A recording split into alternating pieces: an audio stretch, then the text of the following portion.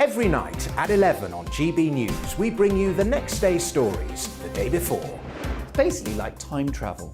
If it's a big story, we'll cover it, guaranteed. But we'll also have some fun along the way. Big opinions, big laughs. Sometimes big hair. This is Headliners, the paper review show that won't send you to sleep like the others will. 11 p.m, 7 nights a week. Join us.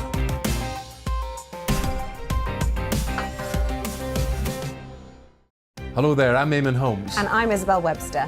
And we hope you can join us for Breakfast with Eamon. And Isabel. You make me laugh out loud, belly laugh. Is that important first thing in the morning? Yeah, absolutely. And there's me trying to be deadly serious. News is a serious business. Yeah, I have to rein you in sometimes. Well, it doesn't stop us laughing at it. It doesn't stop us having an opinion on what's going on. Yeah. And it certainly will not stop us reflecting what you think. Weekdays from 6 to 9:30 on GB News. I'm Dan Wootton. Join me Monday to Thursday from 9 to 11 for the feistiest and most fun news debate on TV, where free speech reigns. I'll bring you a sharp take on the day's biggest stories, bombshell newsmaker interviews, and A-list guests. And I guarantee you, no spin, no bias, no censorship, and no reason to go to bed. That's Dan Wootton Tonight, Monday to Thursdays from 9 on GB News.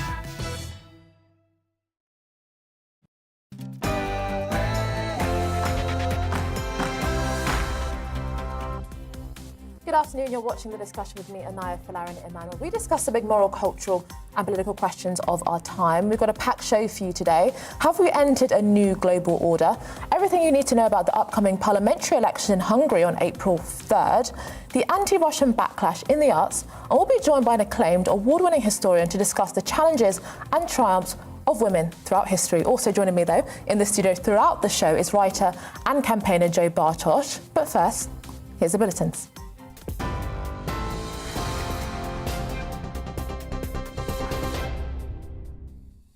Good afternoon, it's coming up to 3:01. I'm Ray Addison in the GB newsroom. At least 35 people have been killed and 134 wounded in a Russian airstrike on a large Ukrainian military base near Poland in what appears to be the most westerly attack so far. The regional governor says more than 30 missiles were fired at the facility, which is located less than 15 miles from the Polish border. The base is the site of joint drills with NATO, and foreign military instructors have previously worked there. It's not currently known if any were present at the time of the attack. An American journalist has been shot and killed in the Ukrainian town of Irpin near Kyiv. Another journalist has also reportedly been wounded after Russian soldiers opened fire on their vehicle. In a statement, local police had initially said that Brent Renaud worked for the New York Times. However, the newspaper says he had worked with them over the years but was not currently on assignment. The Times called Mr. Renaud a talented filmmaker.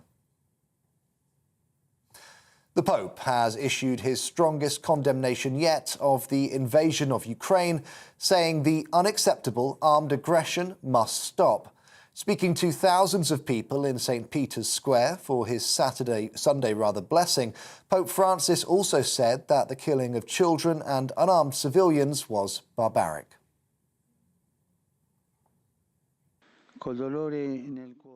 With grief in my heart, I join my voice to that of the common people who implore an end to the war.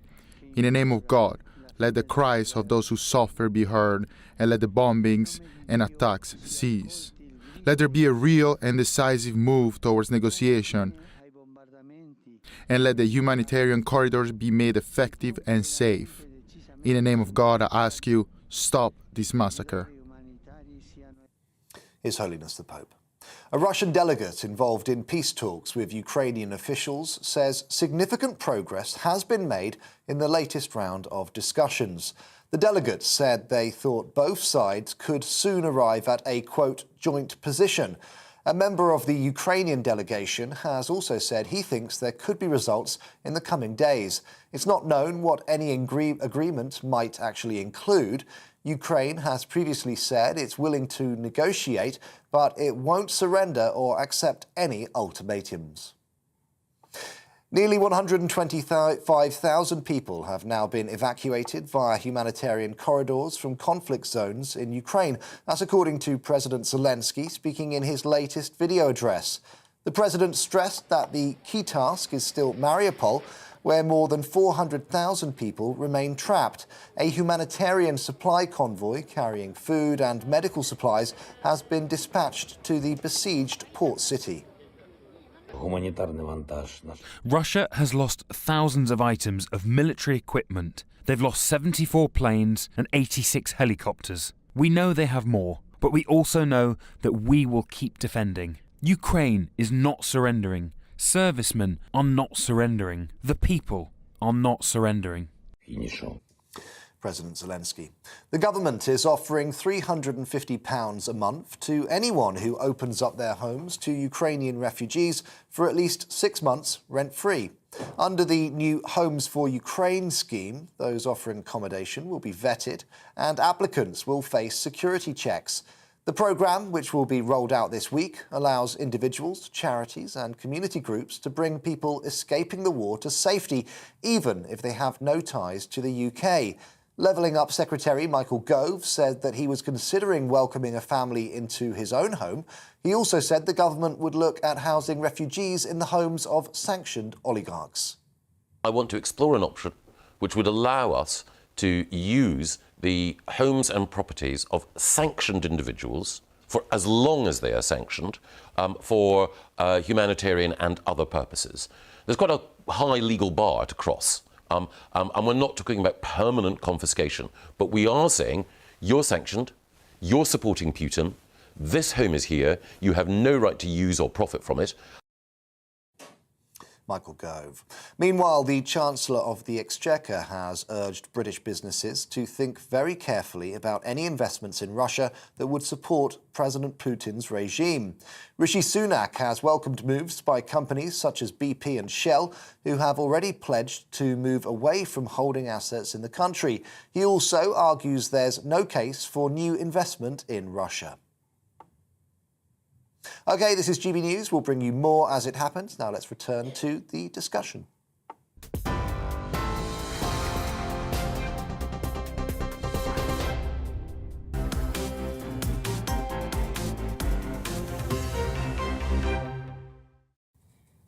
There are decades where nothing happens, and there are weeks where decades happen, said Vladimir Lenin. Following the Russian invasion of Ukraine in the past few weeks, in a historic shift in direction, Germany has committed to spend billions more on defence to boost their military strength. NATO, previously widely criticised as an alien Cold War relic of an institution, has shown surprising unity and clarity of purpose in the face of Russian aggression. Countries generally viewed as resistant to accepting refugees have opened their doors and shown immense solidarity to the plight of Ukrainian people. Sanctions on Russian oil and gas have exposed the fragility of the global energy supply and called into question many Western countries' ideological commitment to net zero carbon. And previously derided as old-fashioned, the ideals of national sovereignty and self-determination have taken on a renewed importance. As Russia also now looks eastward for political and financial support following Western condemnation of the invasion of Ukraine, have we now entered a new global order? Well, I am now joined by Joel Kotkin, author and fellow in urban studies at Chapman University, to discuss this. Thank you so much for joining me this afternoon, Joel. Firstly, do you think we have now entered a new global order? Well, I think we're seeing something that, in a funny way, Russia is on the cutting edge, but the real issue is really the rise of China. And it's what I call the duopoly, the Eurasian duopoly of Russia and China. And you think about it, they kind of fit together because Russia provides the natural resources, particularly oil, that China lacks. And at the same time, China produces the industrial products and increasingly sophisticated ones that could replace what they are currently getting from Germany, UK, US, Japan, and elsewhere. And Joel, do you think America is comfortable that they are no longer the only superpower on the world stage anymore? Well, it depends who you are. certainly there are people who are still relics of that period where we were the only superpower, which really lasted, you could say, from the end of the 80s till probably the last 3, 4, 5 years, when it became absolutely clear that China was, if not an equal, was on its way. And China, as much as we're talking about the Ukraine, what I wonder about is if China is going to say, okay, now the rules are changed, I'm going to go take Taiwan. And like Russia, they think Taiwan is part of China, just like Russia thinks Ukraine is part of Russia. And so, we may be in a new era where the norms of the liberal order have been, completely overturned, and therefore the West has to respond, and we have to respond not with virtue signaling, which is our specialty, but by increased military preparedness, energy self-sufficiency in the short run. The idiocy of having our president in a country that is so rich in oil and gas going and begging the Russians before, the Saudis always, and now even Venezuela to bail out the U.S. It's beyond belief. We're here in California. We are one of the richest oil producing states historically in the U.S. We are shutting down our oil industry, which is mainly in Kern County, in the interior. We're shutting that down, and we're getting oil from Saudi Arabia. We were getting oil from Russia. This is not, if you're going to be in a geopolitical conflict, you don't play it this way. I mean, what do you make of the response so far? You've mentioned the fact that they're now looking to Saudi Arabia, the UAE, and Venezuela. I mean, do you think the politicians will listen because of the way in which the sanctions against Russian oil and gas have exposed the fragility of the energy supply? Do you think they are now going to question their kind of green orthodoxies that they've had for the last few years? I think that's going to be very difficult for President Biden to make that shift. It may happen in subtle ways, but they're still shutting off leases. They're still not approving pipelines. They're still putting new regulations. The problem is President Biden is really kind of the, like in the old Beatles song, the nowhere man. He has no real constituency. He's just there because he's not Donald Trump, which, one has to say may be an improvement. But if you take a look at his administration, he has allowed very militant people, particularly on the green side, to have positions of power. The Democratic Party has abandoned large parts of the working class in this country, and even the middle class. High gas prices are a disaster for middle and working class people. Yeah. They're not a disaster for Manhattanites and for people who who drive Teslas. They're doing okay. And just quickly on that final point about prices going up and how that will affect the working class. I mean, I saw a poll recently that the lower you go on the income strata, the less likely you are in America to support America getting involved in the conflict in Ukraine. I mean, do you worry that there might be some internal instability if prices go up and there doesn't seem to be enough being done to actually respond to that? Well, I think there's going to be a political implication for absolutely sure. We already see polls where Latinos, who are really the future of the American working class in many ways, are trending to the Republicans. After, you would think after Trump and after the immigration issues that we wouldn't have that, but that's happening. African Americans, as many as a quarter, are now talking about voting Republican. We've never seen this before. And I think it has to do with, yes, cultural issues. I think that was part of it. But I think a lot of it is people's lives are getting worse. You can talk about wages are up, GDP is up, but inflation is up more than either of them. And there doesn't seem to be a coherent plan how to bring it down. Yeah. And if people say, hey, it's going to be tough for a year or two until we can produce enough oil and gas of our own, so that we can bring prices down. But there's no vision here at all. Mm-hmm. Well, thank you so much, Joel Kochkin, author and fellow in urban studies at Chapman University. Thank you so much for joining me this afternoon. I'm also now joined by Emeritus Professor of Sociology at the University of Kent, Professor Frank Faraji. Thank you for joining me, Frank. Firstly, I'll ask you a similar question that I just asked Joel. Do you think we have entered a new global order? I think we have. I think it's been a long time coming, because many of the trends that have kind of come to the fore have been around for almost a century, actually over a century, but it's become crystallized. I think one of the most important things that has occurred is that this fantasy of a globalized world has been shattered by the realization, first in the pandemic, but now in Ukraine, that nation states do matter. If you want to get a vaccine, you don't rely on an international organization like the WHO. If you rely on your government. If you want to feel secure and feel that you're part of some community, then a nation becomes very, very important. And that's come to the fore in a way that's unfortunately highly conflictual. And at the moment, we're faced with a world where the balance of power is in the process of being established. It's far from clear how it's going to play out. But one thing that is absolutely, without a doubt, is that we're now moving into a highly conflictual world order where Ukraine is really just the beginning. That's going to unravel all the assumptions that we used to take for granted ever since the Second World War.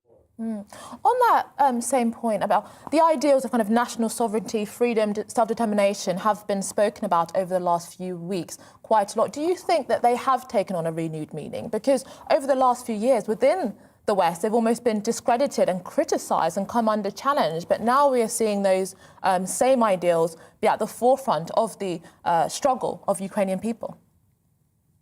I think so. And I think more broadly, the very fact that nations throughout the world now realize that you cannot rely on anybody else other than your government. Now realize, for example, that when push comes to shove, a country like the Ukraine is not going to get the support that they were kind of semi-promised by NATO and by the Americans. When people begin to think about it, they understand that somehow or another they're going to have to form new alliances that will involve governments rather than international globalized institutions.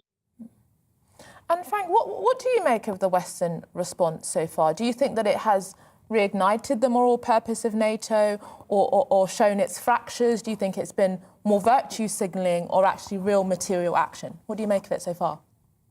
It's very complicated. I think the Western response is much more about seeming to do things rather than getting down to the nitty-gritty. One of the problems that we're faced with is that European governments, NATO member states, have stopped thinking about the importance of foreign policy. It's got a very infantilized sort of system of defense. The armies of these countries have been allowed to unravel. These governments have not been able to mobilize their own population behind any national purpose. So we have a situation where none of the NATO member states have got a population or people who actually want to fight a war. Neither the Americans, nor the British, nor the French. They really don't want to have that kind of patriotic sensibility. So in that sense, what you've got is a very cautious process, a very technocratic process of let's give them some arms, let's have a few sanctions here and there, let's rely on economics. And in the course of doing that, they're forgetting one very important lesson of history, which is the minute you begin to wage an economic war against another nation, as they're doing today, that's really the prelude to getting into a military one. Because at some point, the country that you're targeting economically will have no choice but to, in a sense, respond in a political or military fashion. Otherwise, their whole economy will be destroyed. So there's a kind of, it's early days yet.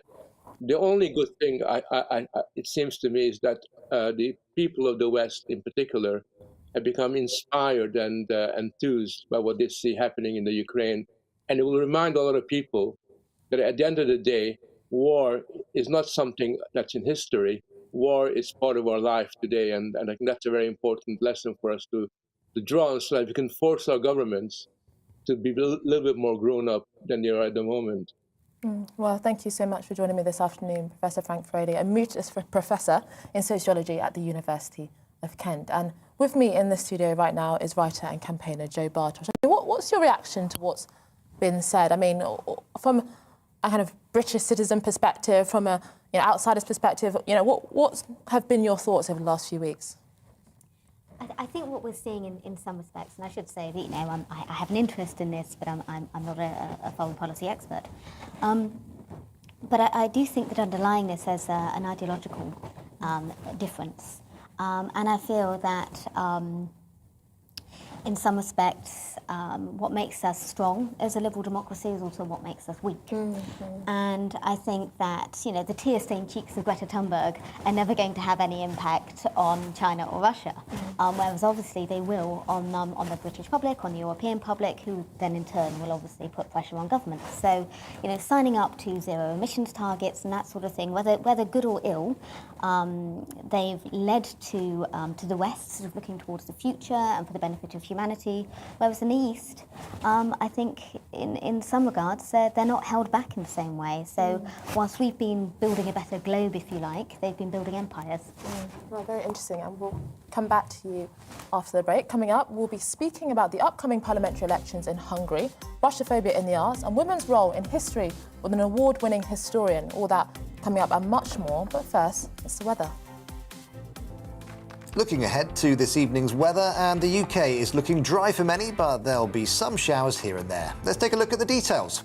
Heavy showers from the afternoon will ease in southwest England, leaving a largely dry picture and clear skies. A few mist and fog patches may form later in the evening. Skies will be cloudier in parts of the southeast with a few outbreaks of rain in the east.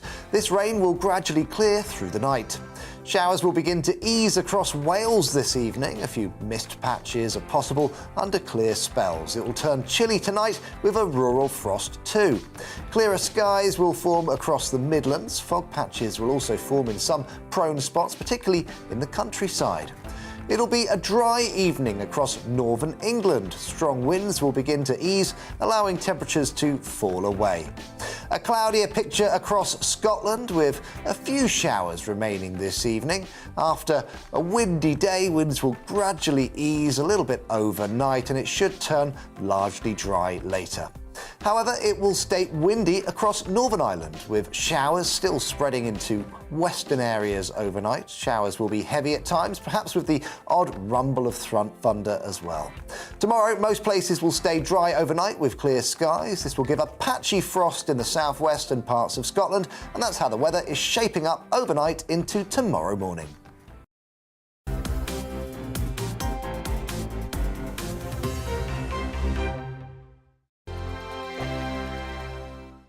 GB News is the UK's home of discussion and debate from all perspectives. To stay up to date on the latest stories, make sure that you subscribe to the GB News channel right here on YouTube. You can watch us live 24/7 across the whole world. You can also check out exclusive content and catch up on previous episodes of your favourite shows. Every day, we ask the questions that you'd ask, so why not add your voice to the conversation in the comments section? Don't forget to subscribe. We are GB News, Britain's news channel. Every night at 11 on GB News, we bring you the next day's stories the day before. It's basically like time travel. If it's a big story, we'll cover it, guaranteed. But we'll also have some fun along the way. Big opinions, big laughs. Sometimes big hair. This is Headliners, the paper review show that won't send you to sleep like the others will. 11 p.m, 7 nights a week. Join us.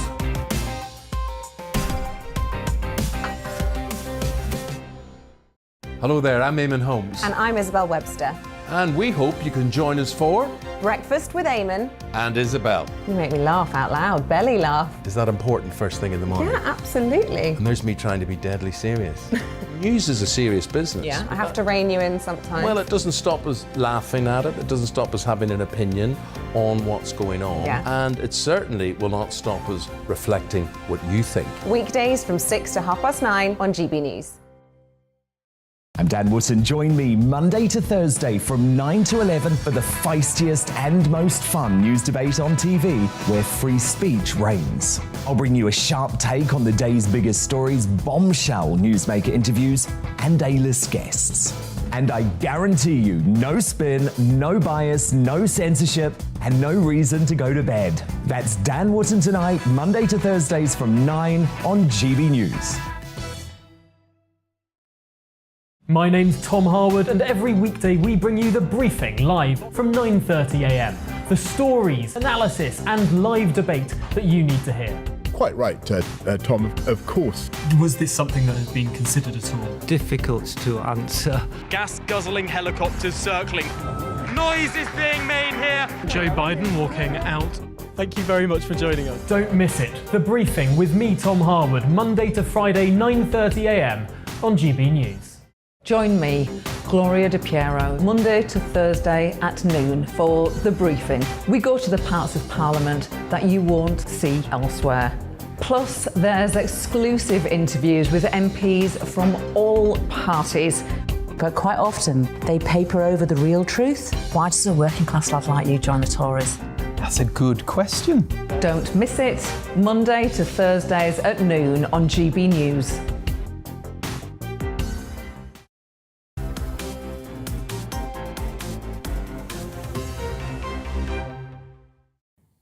On April 3rd, the people of Hungary will be going to the polls to vote in their upcoming parliamentary elections.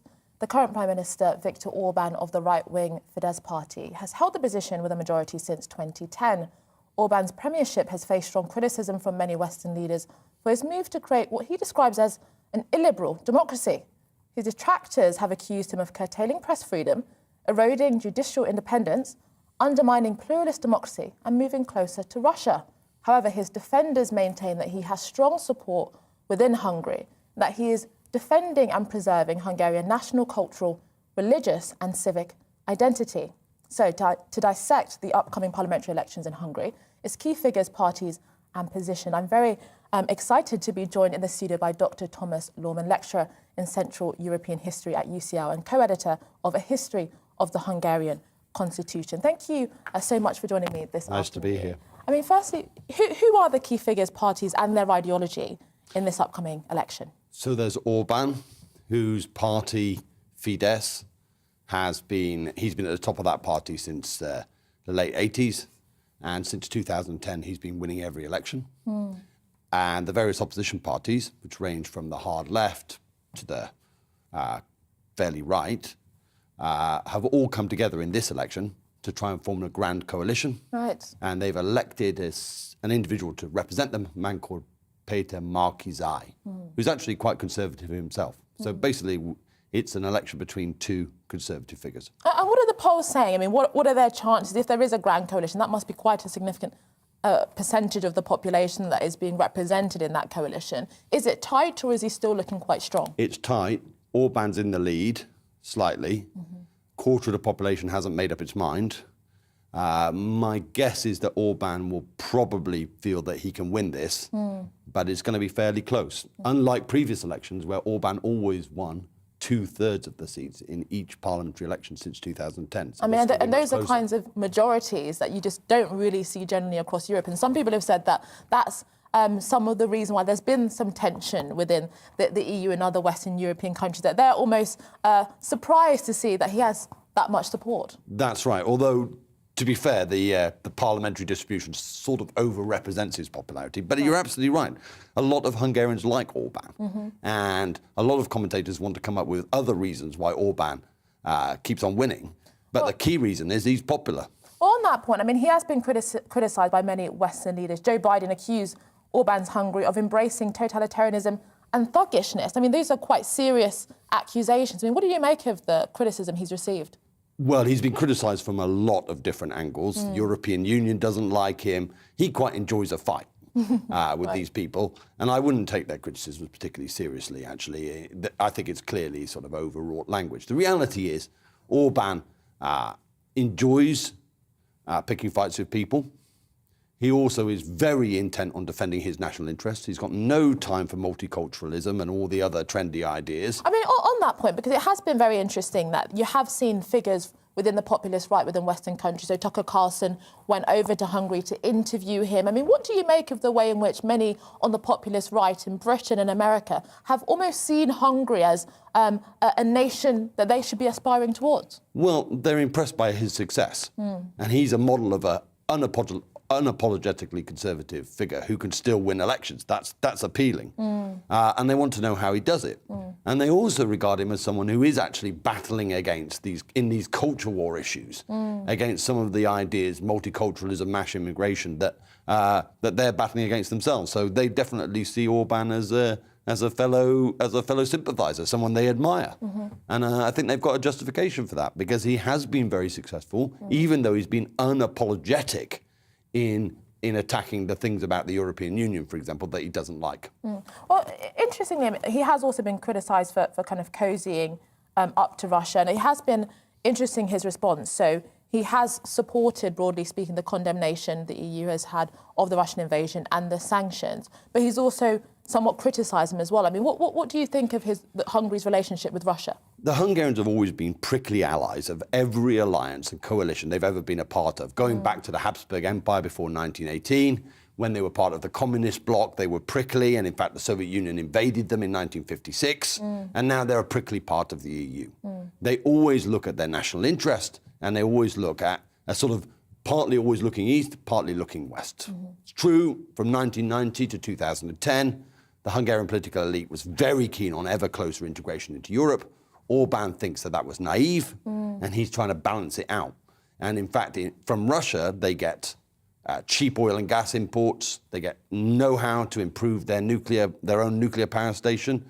They see it within Russia a possibility for economic benefits. And Orban's made a big thing about saying we're not going to give up those economic benefits like cheap oil and gas imports. But even if Russia kind of contravenes the kind of liberal world order or liberal values, I mean, what do you make of this idea of Hungary as an illiberal democracy? I mean, do you see that as a success or as something that we should be sceptical of? I think in some sense it's been successful because Hungary's been able to chart its own course. And I mean, terms like illiberal democracy are just a label, just like populist. But do you think it has any real meaning, though? Well, in that he departs from a sort of consensus that exists in many European countries, or at least among their political elites, then actually it is a serious alternative model, which puts the national interest first, that focuses on national values and national culture, national traditions, however they're understood. So I think there's something to it. But the key thing is Hungary is pragmatic. Orban's certainly pragmatic. He says there are benefits to being in the European Union, but there are also benefits to keeping some distance. Well, and also Hungary and Poland have had an appeal they put forward to the European Court of Justice rejected that would have prevented a regulation introduced by the EU at the start of last year that would provide a mechanism for the European Commission to withhold EU funds to member state governments it deems to be defying EU law. Isn't this a setback for his national agenda? Well, there is a risk that EU funds are going to be stopped. I mean, that's a serious problem and something that he's going to have to address if he wins the next election. But at the moment, he probably benefits a bit from it by presenting himself as someone who's standing up to the European Union. And that is popular in Hungary, and I think it's popular around lots of Europe, including in Poland, where the same government is also saying to the European Union, you have no right to stick your finger into our domestic affairs. I mean, do you think there's things that the UK could learn, or do you think that we should be having a kind of standoffish relationship with Hungary? Because I think some of the debates that have happened over the last few weeks and months has been around, family policy within the UK, and actually they have been leading Hungary when it comes to family policy and trying to encourage people to have pro-natalist policies. I mean, do you think there's anything that we can learn from? I think Hungary and Britain are very different countries. Hungary is culturally, socially much more conservative. Not all of Hungary, but a significant chunk. Britain has moved in a different direction. It's very difficult to see how Britain could just copy the Hungarian models of success. I think Orban's recipe for success is actually quite unique to Hungary. Well, thank you so much for joining me, Dr. Thomas Lorman, lecturer in Central European History at UCL and co-editor of a history of the Hungarian Constitution. Thank you so much for joining me. Well, coming up, Russophobia in the arts and women's role in history with an award-winning historian. All that coming up and much more.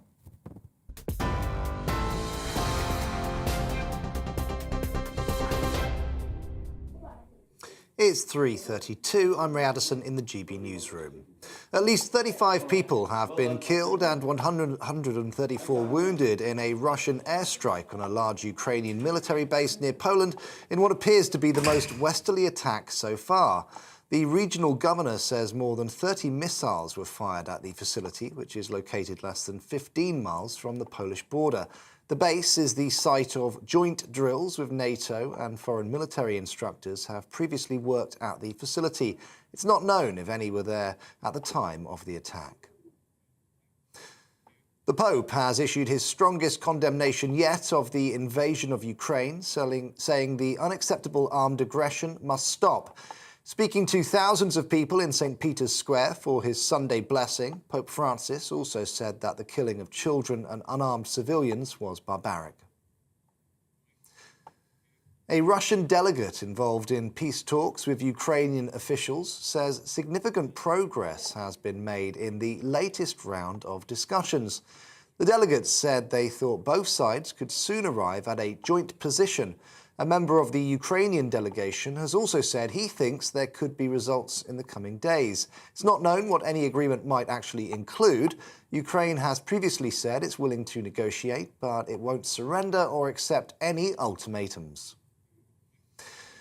Nearly 125,000 people have now been evacuated via humanitarian corridors from conflict zones in Ukraine. That's according to President Zelensky speaking in his latest video address.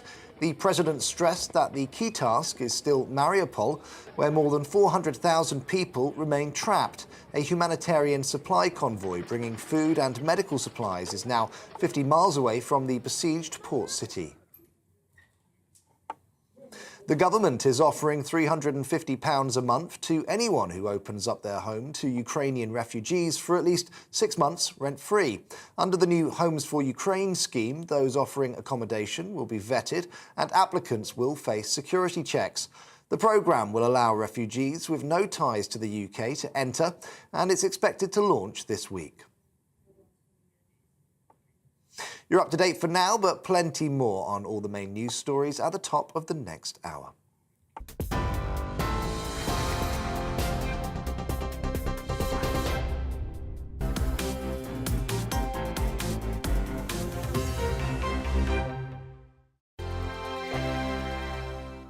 GB News is the UK's home of discussion and debate.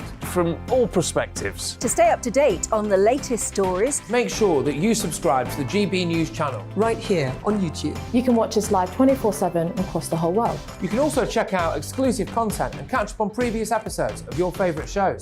Every day, we ask the questions that you'd ask, so why not add your voice to the conversation in the comments section? Don't forget to subscribe. We are GB News, Britain's news channel. Every night at 11 on GB News, we bring you the next day's stories the day before. It's basically like time travel. If it's a big story, we'll cover it, guaranteed. But we'll also have some fun along the way. Big opinions, big laughs. Sometimes big hair. This is Headliners, the paper review show that won't send you to sleep like the others will. 11 p.m, 7 nights a week. Join us.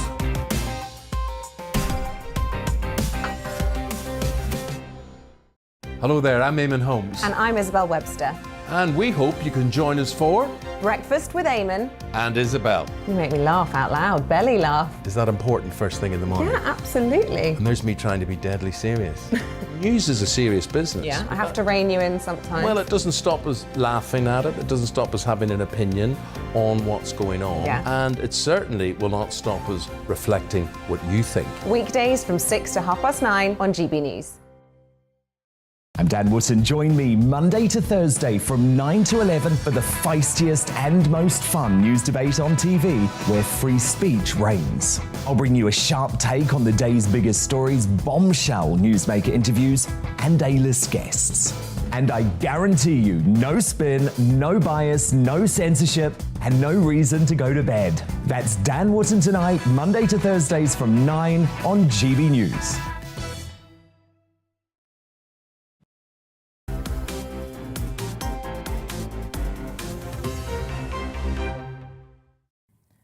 Tchaikovsky's 1812 Overture was due to be included in the Cardiff Philharmonic upcoming All Tchaikovsky's concert at St David's Hall on the 18th of March, but has been removed after the orchestra stated that, quote, in light of the recent Russian invasion, they considered it to be inappropriate at this time. The move has sparked outcry, with some arguing that it unjustifiably conflates the actions of a despotic government with Russian people, literature, art and culture more broadly, portraying an ugly xenophobia and racism. However, others have argued that it is inevitable and perhaps even reasonable to limit some cultural interactions with a hostile nation, not least as part of a strategy of isolation and marginalisation. Some also argue that you cannot so easily separate moral and aesthetic considerations from one another. Well, joining me to discuss this is JJ Charlesworth, an art critic and an editor at the Art Review magazine. Thank you for joining me this afternoon, JJ. What do you make of some of the recent announcements to drop Russian music, dancers, artists from performances?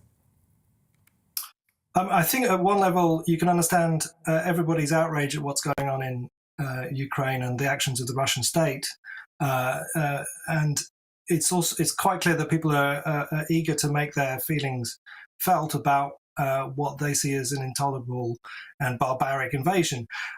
If it's a question of whether the arts are the best way to express that, then I'd say yes, it is. But if it's a matter of closing the arts down and closing artists and performers down to make a point, I think that's a very destructive and negative way of doing it. It would seem to me that it's more important to keep channels of communication open, especially when they're cultural and artistic, than to shut them off. Particularly because I suspect there are quite a lot of artists and creative people in Russia and Ukraine, but particularly in Russia, who actually simply don't agree with the actions of their government. And to reduce them all and put them all in the same bag, I think is a very narrow-minded and not particularly constructive way of dealing with the situation. I mean, do you think it goes against the very values that we are insisting are superior, which is, freedom, universalism, intercultural curiosity? I mean, do you worry that it undermines our kind of moral authority to make claims to hold these values when we do that? Well, I mean, I think it's a very good point. I think it's noticeable that when we talk about what we're defending, at the political level, everybody talks about defending the rules-based international order, and at the cultural level, or the societal level, we're talking about liberal values. But I think it's very obvious that liberal values, when it comes to tolerance and freedom of expression, are often quite in short supply in our own society at the moment. And I think there seems to be much more of an interest and a kind of eagerness to cancel things and shut things down in order to punish people for what they express. Now, I think that's the thing that's been going on culturally in our societies and Western societies for some time now. And I think it's got some serious problems associated with that kind of cancel culture. And so from one perspective, I noticed that this seems to be becoming the international version of a cancel culture attitude, which is always about punishing expression, and I think that is a serious problem that people really haven't kind of picked up on in their kind of enthusiasm and their desire to make their feelings felt about this. What if there is a song or a poem or a piece of work that perhaps glorifies war and is maybe jingoistic or patriotic towards Russia? I mean, do you think that could be understandably argued to be a bit tone deaf at this time? I mean, are you referring to Tchaikovsky or? I mean, I think obviously any artistic director has a choice in whatever kind of context to not present certain kinds of work and certain kinds of expression. So things which are intolerable and beyond the pale in terms of what they express, I think artists and artistic directors and cultural institutions should have the right to make those choices for themselves. I think those kinds of personal choices, I think, are valid. Otherwise, that it becomes an issue of allowing everything and having an opinion about nothing.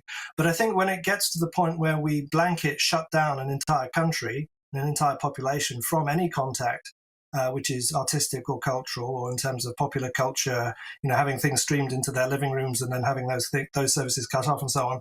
I think that is such a kind of a blunt instrument, and also simply goes against the fact that people who are our peers, ordinary people in Russia, quite probably don't have don't support what is going on. And I think in that sense we need to kind of try and privilege or look after those kinds of cultural links and international cultural and artistic links to show people that actually we are still on their side, even though their government's actions are intolerable.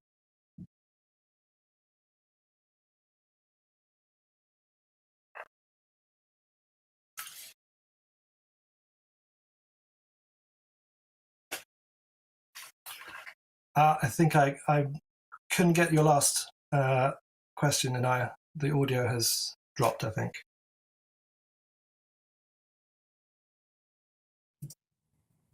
Oh. Can you hear me? Yeah, I believe now. Yes. Oh, brilliant. Apologies about that. I mean, do you think that it's necessary that we undermine the confidence of the Russian regime, though? For example, I mean, we sanctioned and tried to isolate South Africa during apartheid. Isn't this part of the range of mechanisms and ways that we have in front of us in order to undermine their confidence internally? Well, I mean, I have to say, I think that the kind of self-congratulating idea that you see in a lot of kind of media comment coming out of the culture industry in the West, that somehow shutting off their product is going to deal a terrible blow to Vladimir Putin, I think is a bit ridiculous. And I think certainly it's simply not going to have the kinds of effects that people are think of. In terms of the idea of cultural isolation and pariah status, I think that, you know, there is a very kind of seductive aspect to that argument that somehow what we're doing is shutting off a country that transgresses the norms of the entire international community, and that cultural activity should be part of that shutting off. I think we have to be quite careful that we're not going to end up creating a situation where all cultures basically shut themselves off from each other in a kind of cultural retaliation, you know, where everybody loses, right? So I think that's one thing that really does worry me about this, that by pretending that we are or large kind of you know, cultural industries like Hollywood or TV or movies or whatever, if they are saying that they are having some kind of impact, which is other than symbolic, which is actually just to say we are really just going to punish you for the actions of your government, I don't really see how that's going to really bring ordinary people in Russia on side. I think what it's actually going to do is make people more defensive, make people more resentful of things that are happening to them that they have no control over. And I think it's going to be completely counterproductive. And what it will do is actually shut the West's culture off from Russians. And whatever good messages there might be in that won't be getting through. Well, thank you so much for joining me this afternoon, JJ Charlesworth, art critic and editor at the Art Review magazine. Thank you so much. I just want to apologise to everybody for the problems with the sound earlier. Hopefully we've got that all sorted. And now I'm just going to get some reaction from you, Joe. I mean, what do you think of some of the anti-Russian backlash that we've seen within the arts and cultural sector over the last few weeks? It's been obviously well-meaning insofar as it's been in response to the Russian invasion and perhaps to show solidarity, but perhaps their target is the wrong one. Yeah, I mean, I absolutely concur with what your guest said. I think it's sort of virtue signalling gone mad in a way. I don't think it's anything to do with Ukraine so much to do with organisations trying to get brownie points and make themselves sort of you know, look virtuous. I think it's a very hollow gesture. I mean, at the moment, unfortunately, Ukraine is trending on Pornhub. Really? Yeah, so I can't help thinking, I wonder how many of those people who have changed their profile pictures and how many of those corporations employ people who, you know, routinely watch that sort of thing. So I just feel it's a sort of really hollow gesture. And as an aside, when it comes to Tchaikovsky, I mean, he was a gay man. There were many dissidents within the Russian, really rich culture of Russian arts, and it just seems ridiculous to ban them. I mean, do you think it undermines, you know, our moral authority towards our values? Because we're talking about, you know, freedom and, as I said to JJ, intercultural curiosity and universalism, and we're just pushing, you know, all Russian people, culture and arts into one box. Absolutely. I think, and at this moment more than ever, it's important to show that we stand with the Russian people, not with the Kremlin. And I think sort of lumping them together is wrong-headed. Well, I will get some more reaction from you just in a moment. On Tuesday of this week, millions of people from across the world celebrated International Women's Day, an annual holiday to commemorate the cultural, political and socio-economic achievements of women.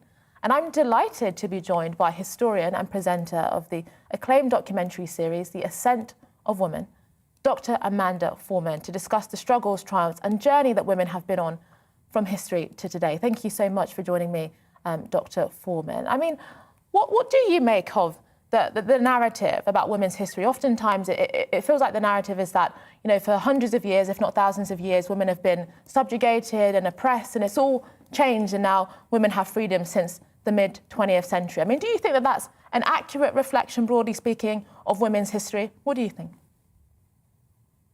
I don't think that's an accurate reflection of women's history at all. If you look at the last few thousand years, what you will see is ups and downs and sideways movements. Different societies have reacted in very different ways. Women sometimes have been much more integrated into business or politics, and at other times they have been erased. So you can't say that women's history is simply a straight line from darkness to light. Who are your most your favourite women in history? I mean, who are the great female role models in different parts of the world, would you say?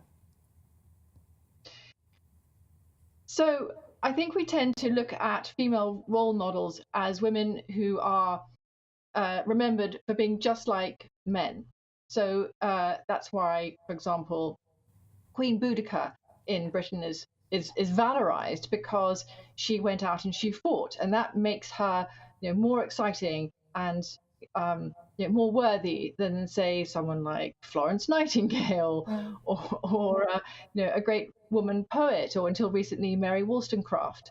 So I don't have a particular favorite by any stretch, and nor do I like to just simply pick on women who kind of flash out, because often they just seem to, you know, match up to what we think, you know, women ought to be, which is often just more like a man. And that's an interesting point. I mean, when we look at history, I mean, which civilization would you say where women had the most prominent or dominant role within public life? I know that you mentioned that, for example, it's not just the ones that have, you know, we all remember and all the names we remember, but is there a particular civilization that you would say gave women the greatest freedom?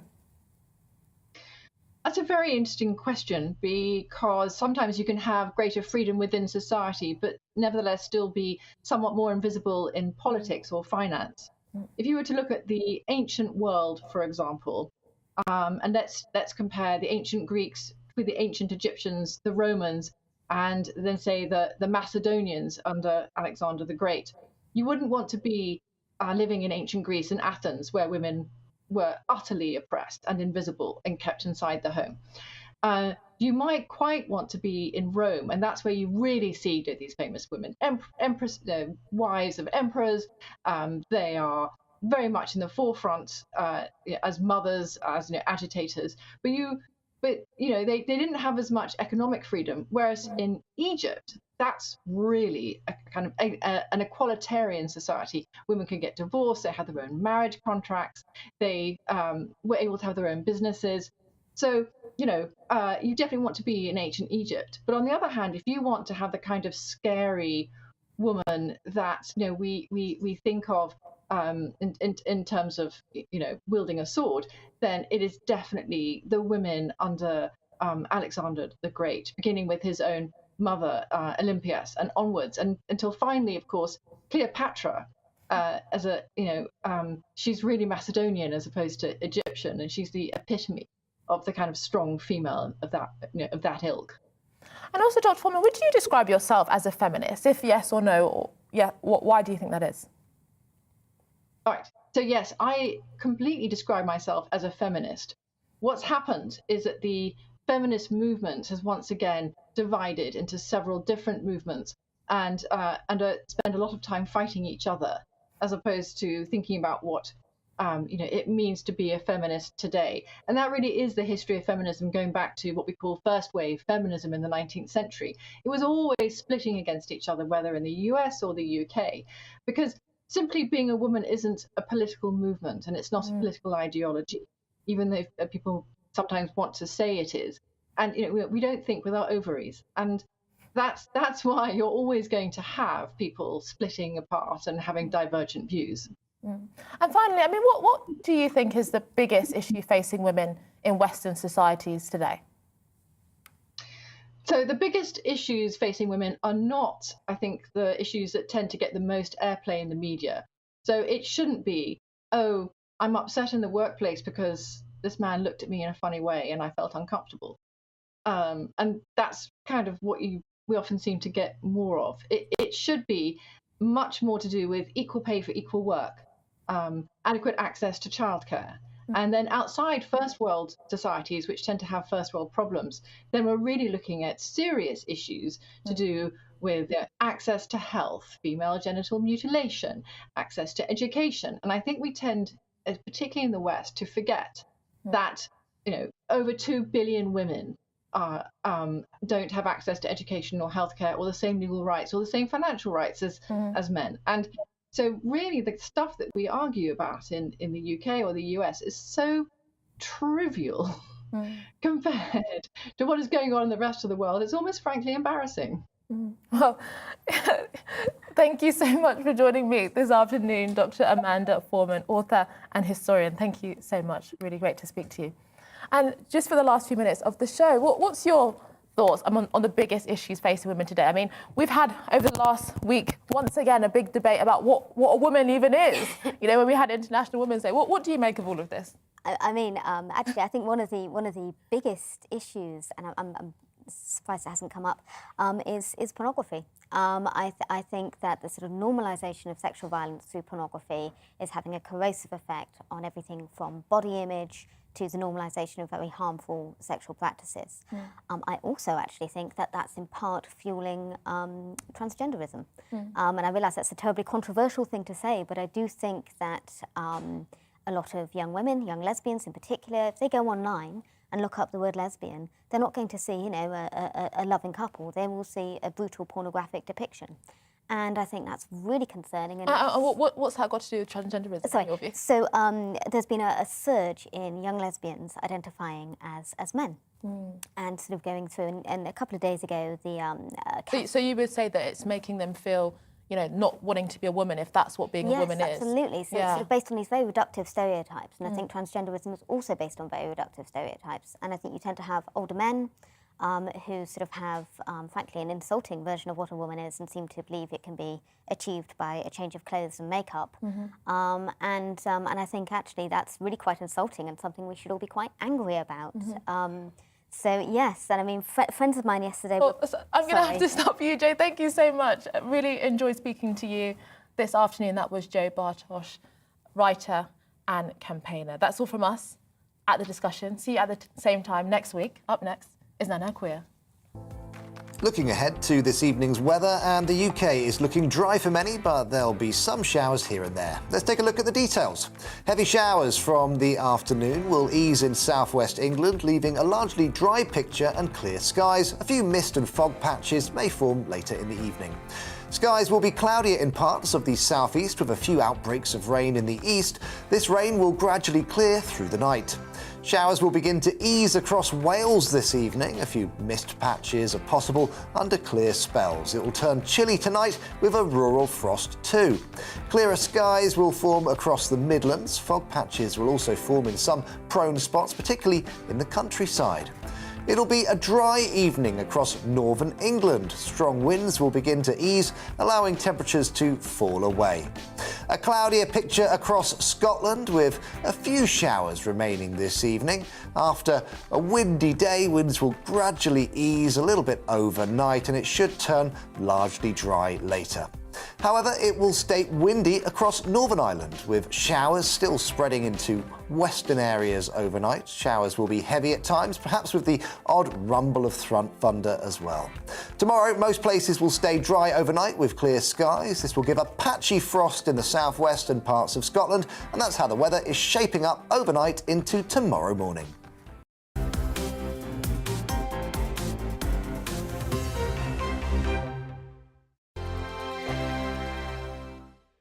GB News is the UK's home of discussion and debate from all perspectives. To stay up to date on the latest stories, make sure that you subscribe to the GB News channel right here on YouTube. You can watch us live 24/7 across the whole world. You can also check out exclusive content and catch up on previous episodes of your favourite shows. Every day, we ask the questions that you'd ask, so why not add your voice to the conversation in the comments section? Don't forget to subscribe. We are GB News, Britain's news channel.